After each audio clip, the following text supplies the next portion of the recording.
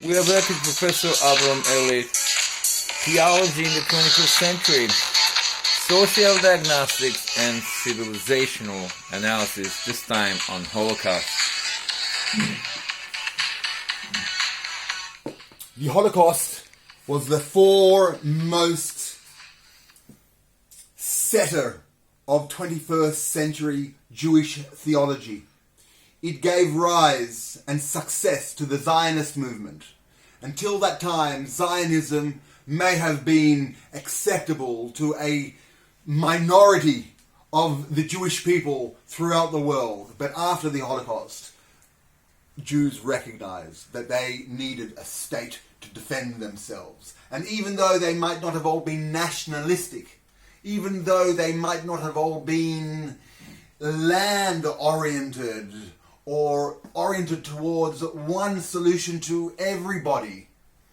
After the destruction of European Jewry, it became widely, broadly recognized that they would require a state and an army to protect the interests of the Jewish people. After this has been achieved, for second generation Holocaust mentality, there is a difference. And the question is, how should Jews identify when their lives are not at stake, when they are not chased, and they are not haunted by the shadow, and they are not repressed, and they are not persecuted? And that is a question, not only to deal with the options that we have today, but we deal with the memory that we had of persecution. And how do we deal with the question of forgiveness? How do we deal with the question of accommodation to the European oppressors of Judaism, of the nations which collaborated with the Nazis? How do we sit with Nazi descendants? How do we sit with governments which are not decisive on rejecting the relationships that they had with Nazis?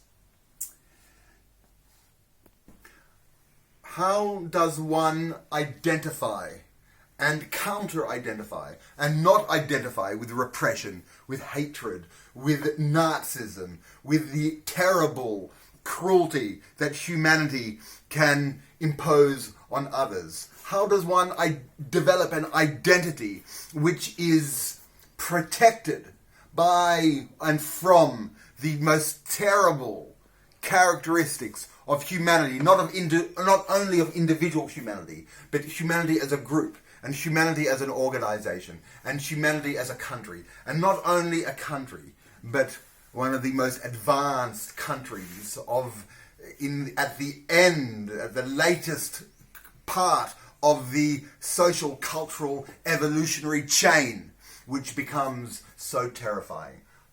What does that say for us, for those developing 21st century theology and identity? How does one who is a victim, who has been a victim of terrible tragedy and oppression, how does one emerge, resurrect, and think anew about the situation? Does one seek accommodation with oppression? Does one seek revenge for oppression? Does one seek redemption from oppression? Does one seek reconciliation with oppression? How does a person like myself, a second generation Holocaust survivor, my father in a concentration camp, my ancestors, Dr. Paul Ehrlich, a Nobel Prize winner for medicine, whose picture is on the German Deutschmark, and Paul Celan, the greatest post-Holocaust German poet.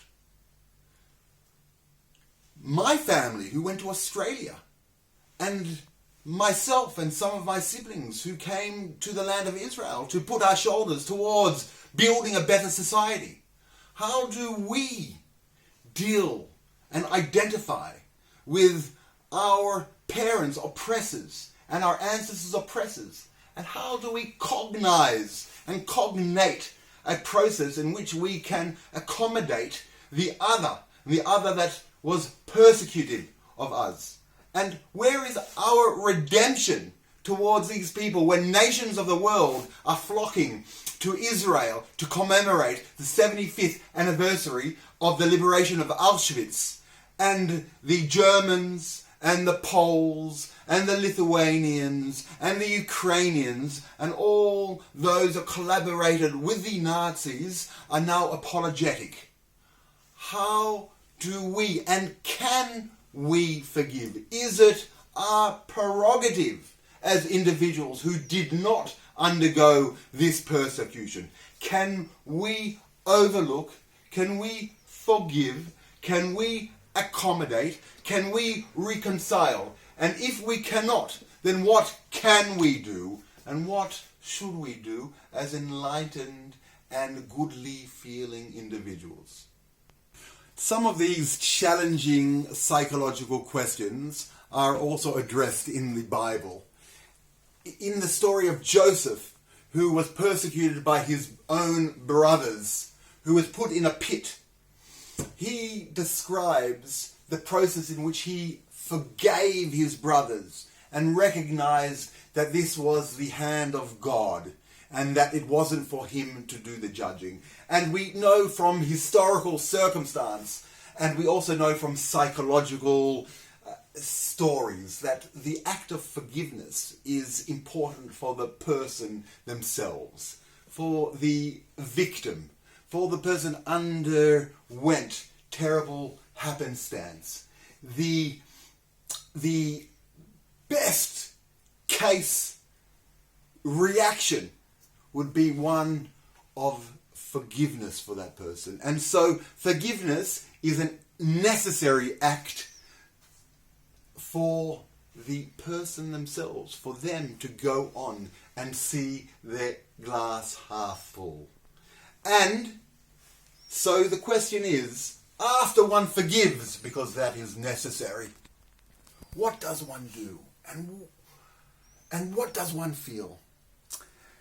Vindication or vindication is when the nations of the world see what a remarkable country has emerged from these circumstances, and what a positive disposition has come from imposition of cruelty.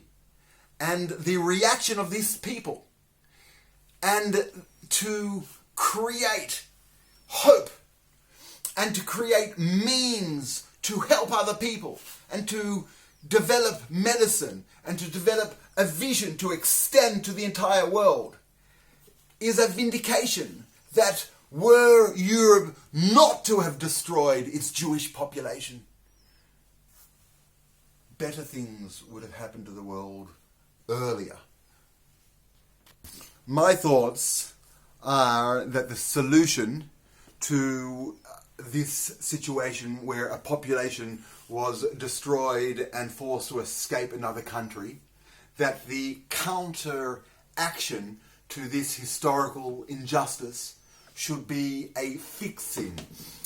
Just as there was forced separation and persecution of a class, the alternative and the correction should be creative assimilation, where groups of people from all over the world come together and they share their collective knowledge and their collective experiences and their collective ideas and the collective inspiration and the collective will to do good and the collective prayers for the ultimate redemption of humankind. These can be joined and adjoined together in cooperation between groups and between governments for the purpose of visionary and social intervention for the benefit of humankind. And this is a call to all nations to join with the people of Israel in that divine cause.